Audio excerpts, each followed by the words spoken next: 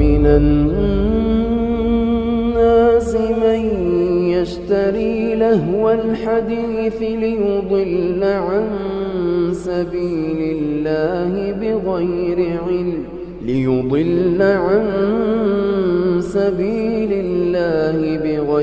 علم ويتخذها هزوا أولئك لهم عذاب مهين وإذا تتلى عليه آياتنا ولى مستكبرا كأن لم يسمعها كأن في أذنيه وقرا فبشره بعذاب أليم. Everybody likes music. Everybody enjoys music. Everybody enjoys singing and dancing and being cheerful. So why would someone say it's haram? It's very simple. To know the ruling over something, we have to go back to the Quran and Muslim. We are Muslims. We have to go back to the Quran and to the Sunnah. Do we get our religion from out of the Quran and Sunnah? No. If you go to the Sunnah, the most authentic book for Muslims, any Muslim Sunni, you would ask him, he would say Sahih al-Bukhari. This is the most authentic book on earth after the Quran. And in Sahih al-Bukhari, the Prophet ﷺ tells us that there will be people of my ummah making haram things halal. And they would make adultery, fornication. They would make silk. They would make consuming intoxicants, khamr. And music instruments halal. 4 things. The Prophet ﷺ told us that there will come people who would make these haram things halal. So the Prophet is the one who told us that music is haram. And the evidence behind it is overwhelming. There is no scholar on earth, Muslim scholar, that allows you to listen to Beyonce and Madonna and Michael Jackson and those. That is completely out because, number one, it's dirty, it's filthy, the lyrics are horrible, terrible. They encourage you to move your body and to shake your thing, as they say. May Allah forgive us, really. You move your body, you are sexually hyped up. So it's a dirty industry. Ask those who are in it. It's filthy. When you hear about music, you hear about how to attract the opposite sex, and it's all about love and all about, your emotions. And so at home you're not happy. When you go to work, you see someone you're working with and you're busy thinking, ooh, the music fits exactly here, and so on. Things are happening. People are tampering with our minds. The power that music has on humans' mind has been well documented for thousands of years. Hundreds of scientific studies have proven that music can have a profound effect on human emotions, sensory perceptions, and behavior. In 1839, Heinrich Wilhelm Dove made a fascinating audio discovery when he uncovered this strange phenomenon of binaural beats, which are special frequencies within music that affect how brainwaves behave and consequently our mood. A more recent study in 2012 by psychologist Annette Schirmer uncovered that our perception of the external world can be directly affected by musical rhythm, because our brainwaves become in sync with auditory beats. What's most intriguing about this study is that Schirmer realized that when people move in synchrony, they are more likely to perceive the world in synchrony. This means that our mental process can be altered simply by using music to manipulate brainwave oscillations.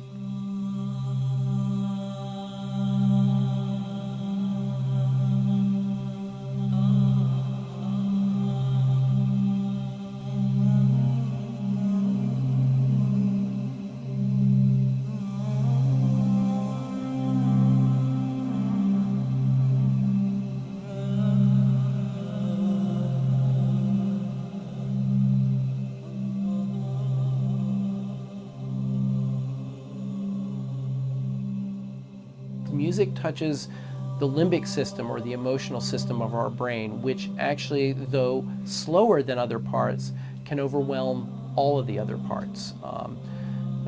Think about how we lose our mind when we fall in love. And we literally do because of the power of the emotion.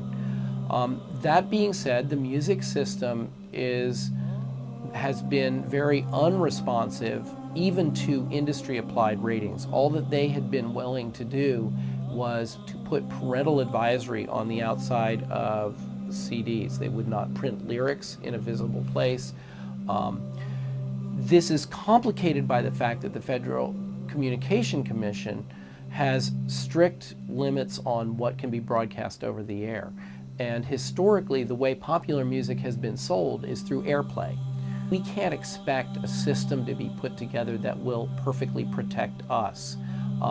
We need to protect ourselves. We need to be aware that these media change us and affect us.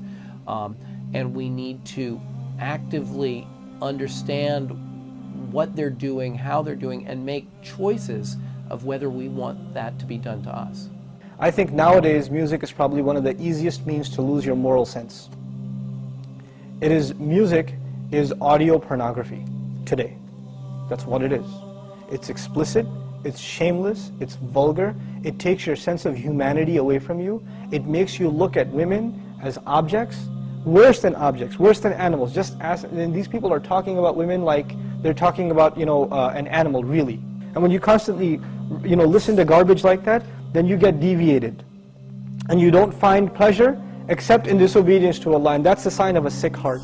Oh yes, and music is a whole another area that employs these techniques. Popular music, all popular culture, movies, TV, music, they carry messages, and it's not just entertainment.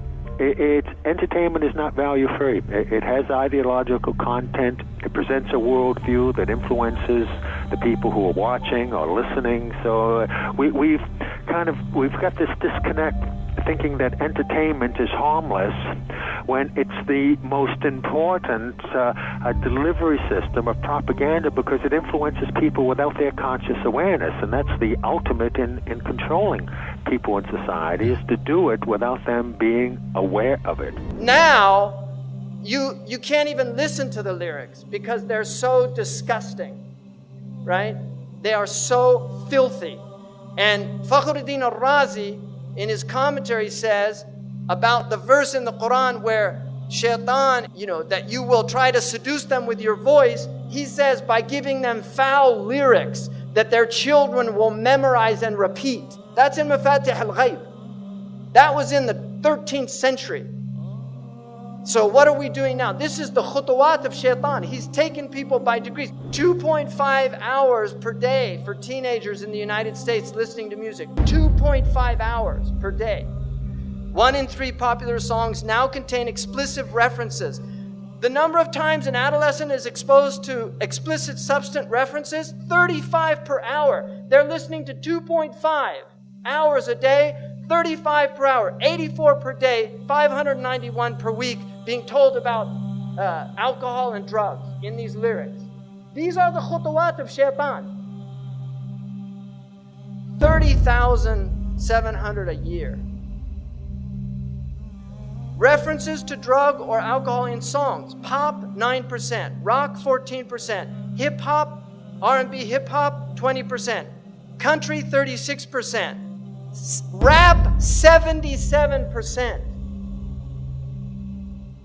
And we've got all these kids listening to rap. This is what they worship, these Satanists. Baphomet.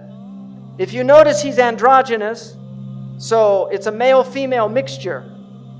Also making these signs. You see the signs he's making using this sign because 11 is the devil's number. Because 11 is 1 beside 1. In their numerology, they use 11 a lot. And they like multiples of 11. 11, 22, 33, 66. They like these multiples. In their magic, they know the secrets of numbers. And so they use numbers. The Prophet ﷺ, when they used magic on him, they blew on 11 knots. 11 uqda. And this is why the Mu'awwidhatayn has 11 ayahs, because it protects against their magic.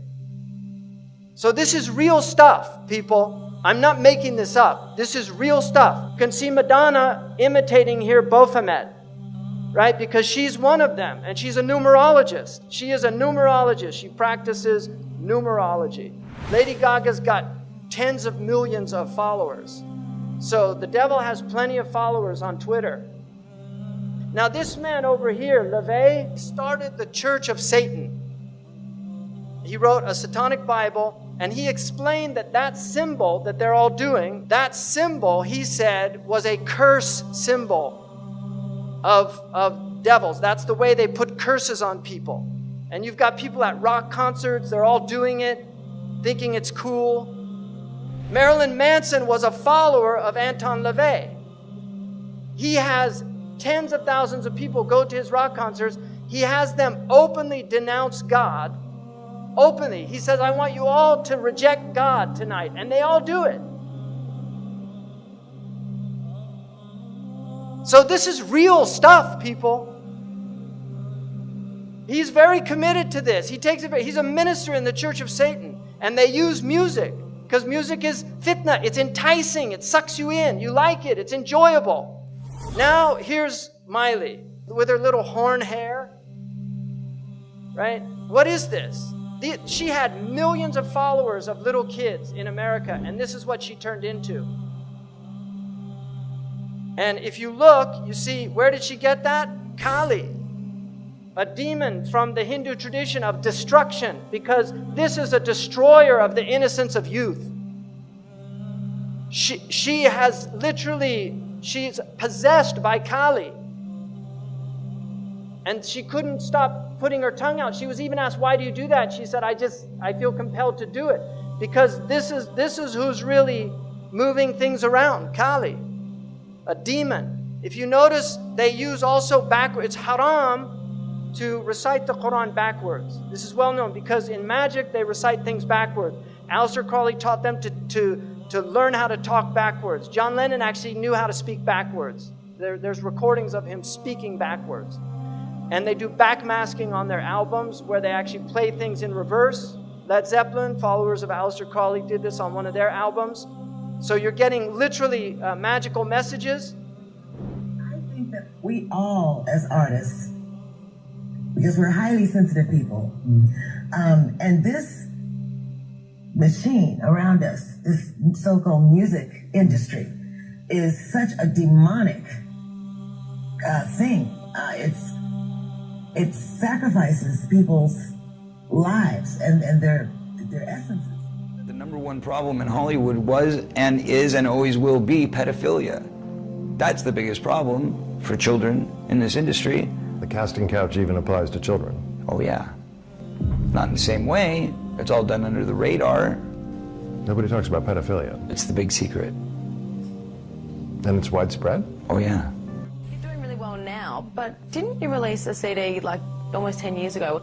Yeah, I mean, I released a gospel record when I was 15 because I grew up in, a household where all I ever did was listen to gospel music, and my parents are both traveling ministers, and so I kind of sang about, what was going on in my life at 15, and that's how I got introduced to the music industry. Because I swear I wanted to be like the Amy Grant of music. Yeah. But it didn't work out, and so I sold my soul to the devil. I sold my soul to the devil. I know it's a crack deal.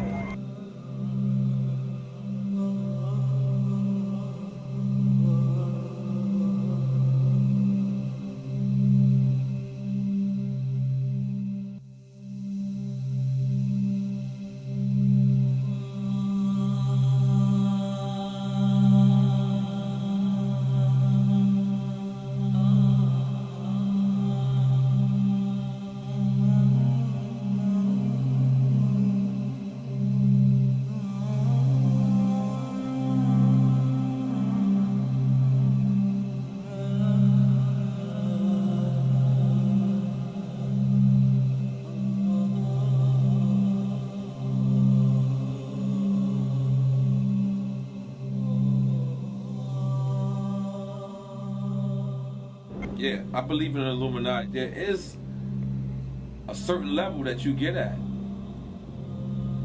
that you can't go no further unless you're aware of certain things. And I'll leave it at that. You know what I'm saying? There's a certain level that you get to, that there's a door that you have to walk through. And it's on you to walk through that door. And once you walk through that door, it's no coming. If your ultimate goal is to be famous, then you're gonna do a lot to get there, like sign your name in blood in a contract with the devil. Like you're gonna end up on a one-way street and it's going nowhere. Like that's just the truth. I've seen so many people like forsake their moral code and their value systems just for a little bit of fame, and it's not worth it at the end of the day. It's really not worth it. I swear to Lucifer. I swear to Lucifer.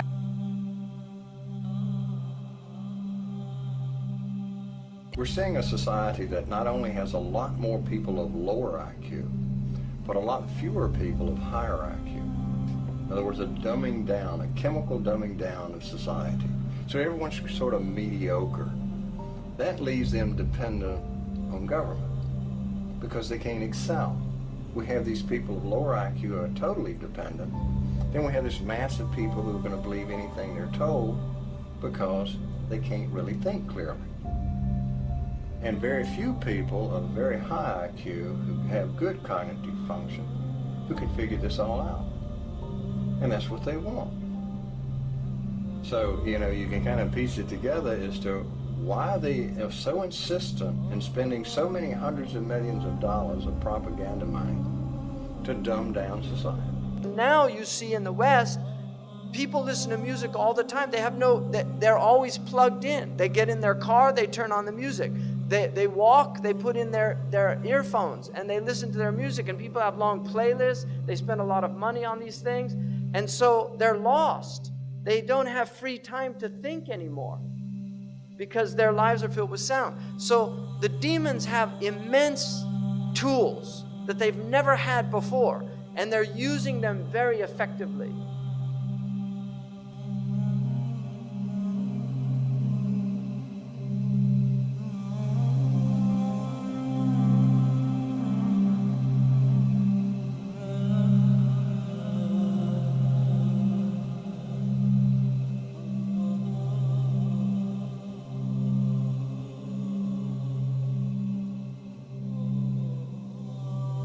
يعزف على رؤوسهم بالمعازف.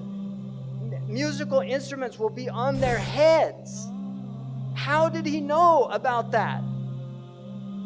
That's what it says. I didn't make that up. It says they'll have ma'azif على رؤوسهم ma'azif. On their heads are musical instruments. Who would have known what that meant at the time of our Prophet ﷺ? But now we see it, all these people everywhere. Your mind is filled with their thoughts. You're not even yourself anymore. You're listening to Rihanna or Madonna or Haifa Wahbi or whoever the latest fashionable singer is. أعوذ بالله من الشيطان الرجيم. اللهم بلغ. اللهم بلغ. اللهم بلغ.